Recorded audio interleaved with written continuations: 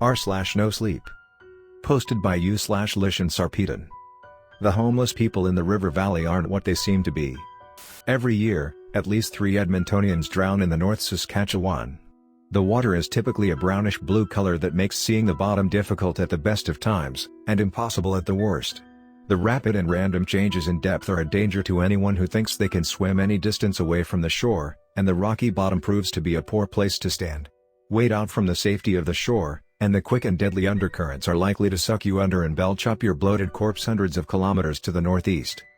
Deadly though it can be, one can't deny that Edmonton's ribbon of green is a beautiful sight. As the largest urban green space in the entire country at 18,000 acres, who hasn't spent an afternoon or an evening enjoying the tamed wilderness of the valley? Whether it be biking the trails, strolling the bank, dipping your feet in the edge, or taking a day to board a boat and meander down the river valley is well and truly the heart of the city. As anyone who lives in this city can well attest, wild animals aren't the only fauna that call the valley home, as a sizable portion of the city's homeless are known to camp in secluded groves and grottos all along the valley. I've heard them referred to, somewhat disdainfully, as the wild men of the valley or the valley bandits before, but I myself have never had that bad of an interaction with them. You may hear stories of someone descending from a hidden camp to rape or rob a passing lone walker, but I think they just say that to scare kids into coming home on time. As a girl who's walked through the valley after sundown, I've never had worse than a leering glare or being asked for a cigarette by one of the valley people. However, my longtime understanding of what occurs in the river valley was shattered not but 3 nights ago, and that's the story I mean to lay out to you, dear reader. It was a Wednesday evening, and I had the next day off work. As anyone who's tried to organize plans for a Wednesday night will tell you, most people tend to not be free on a night in the middle of the week. After receiving the replies from my friends that nobody was up for a stroll in the valley, I shrugged it off and decided to go alone. I dressed warmly and brought along a thin jacket just in case the winds off the river decided to make tonight a chilly one. It was the middle of July, so the sun never truly set until around 10 o'clock. I had left home around 9, and after a quick jaunt from my home in Gardeau, found myself descending the wooden steps below the great iron giant that is the high-level bridge, and entering straight into the woods west of Kinsman. I had decided I would walk all the way to the equestrian park and back, which, at my casual and leisurely pace that involved frequent stops to drink and the beauty of my surroundings, I figured would have me home just around midnight. I had squirreled a bottle of red wine into my bag, which, along with my weed pen, promised to make it a pleasant night. I had a slight buzz going as I began my return walk from the equestrian park, and the weather was still and beautiful that night as the river gurgled peacefully to my left. As the night drew on, I saw here and there along the slopes of the valley and hidden off in the trees small lights come to life in the darkness like giant fireflies, small campfires or lanterns set up by either the homeless or drunk teenagers. It was hard to tell. I heard the distinctive crack of beer cans off in the trees followed by a gale of faint laughter that echoed across the valley before fading into the night. I had taken the walk far more leisurely than I had expected and was behind schedule by the time midnight struck. Having the day off tomorrow, however, I didn't care, as I had always loved nature ever since I was little until Wednesday. I decided that I wanted to stop and dip my feet in the river, so I turned off the path at the first game trail I could find and pushed my way north through the underbrush until I reached the riverbank. Walking east along the shore, I eventually came across a small little cove in the bank of the river that was sheltered by a crop of mature birch trees. The grass around the cove had been flattened out, as the place was evidently a popular hideaway that had been visited before. I put my bag down in the grass, pulled off my shoes and socks, and pushed my pant legs up my calf before I dipped my feet into the cold brown water. A lot of people think the water is brown because it's polluted or dirty, but they'd be wrong. It's brown because the mud at the bottom is brown. Scoop a handful up and you'll see it's clear as day. I dandled my feet in the water for a few minutes, propping my weight on my hands that were extended behind me, and gazed across the river at the lights that rose from Glenora and Westmount on the far heights of the valley. As I sat there, a strange feeling started to come over me. It wasn't the feeling of being watched, it was more like the feeling you get when you're trespassing, or being somewhere you shouldn't. I looked at my weed pen and wondered if I had smoked too much and it was giving me anxiety, but that didn't make any sense as it had never given me that feeling before. I glanced around but noticed nothing except the silent woods and the distant sounds of a city that drifted down from the heights of the valley. Feeling somewhat unnerved at this point, I pulled my feet from the water and wiped them on the grass, crossing my legs and looking around warily as I waited to be dry enough to put my socks back on.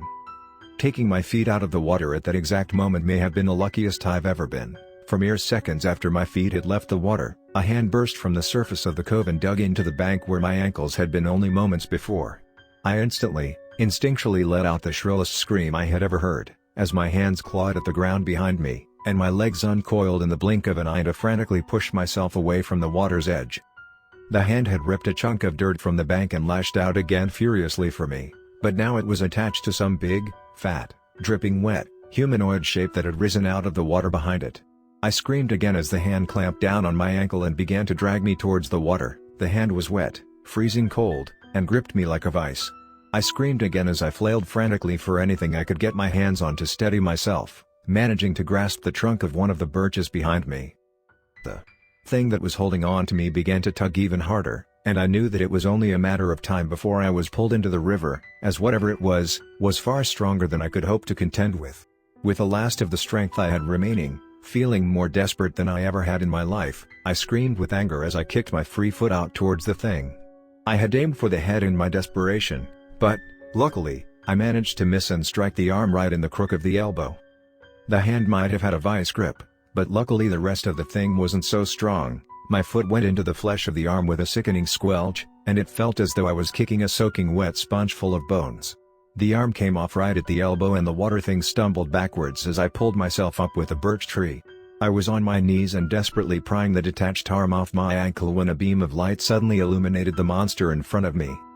I felt my stomach twist into a knot as I gazed on what had tried to pull me into the river. It was a rotting, drowned corpse. Its skin was a mess of bluish, brownish, bloated flesh, with bites and strips of flesh torn from the body at random places. Black, disgusting hair like a mess of seaweed was plastered down against its face, and it lurched towards the bank of the river, when, in a quick red flash, its head exploded into a mist of reddish-brown water, and the body collapsed back into the water. A fire extinguisher, thrown from somewhere to my right, had taken the whole head right off the monster, and I looked to see a flashlight being pointed at me, which blinded me completely to the world. "She's alive." A gruff voice spoke from behind the light. "Get out of here, little girl, that won't be the only one." Another voice, similarly rough, called out. Suddenly, a pair of hands had me under the shoulders and was pulling me to my feet. I, too stunned to resist, allowed myself to be stood up, and, my eyes having now adjusted, gazed on the three men who had appeared out of the woods. All three of them looked rough. Matted and dirty hair complemented matted and dirty beards, all of which came down into a tangled mess onto dirty, ripped, and old clothing. The men were variously armed with an assortment of makeshift weapons. One had a baseball bat wrapped in a bike chain, another carried a rusted old axe, and the last one had nothing save the flashlight and a sharpened stick. We said go. The axe-wielding man shouted at me, which woke me from my stunned stupor. I grabbed my bag as quick as lightning and wrapped my free hand around my boots that had been left on the ground, before I began sprinting back through the trees. Branches ripped at my face and body, and my feet felt like they were already bleeding from the rough ground I was running on. Something caught one of my feet and I fell to the ground with a loud crash. As I regained my breath and pushed myself to my feet, I looked back to the river through the trees, and in the moonlit night, saw another scene of horror. An entire pack of the drowned corpses had emerged from the river and were engaged in fighting against the three men who had saved me. One of the men had been piled by three of the monsters and was being dragged kicking back towards the water. I watched the man with the axe open the stomach of one of the bodies with a powerful swing, after which a brown-red waterspout burst from the body and it collapsed to the ground. The flashlight man had speared one of the monsters through the neck, but the stick had been grabbed by another one, and he was beating at its head with the flashlight.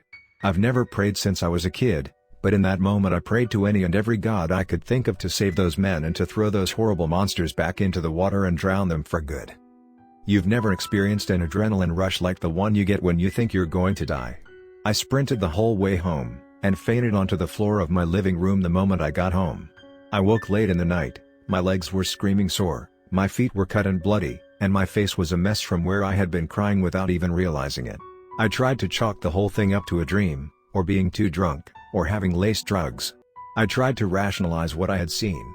Some way, somehow. But all my attempts were shattered earlier today when I turned on the news and saw that 3 bodies had been dragged out of the river that morning on the northeast end of town. 3 bodies. 3 men.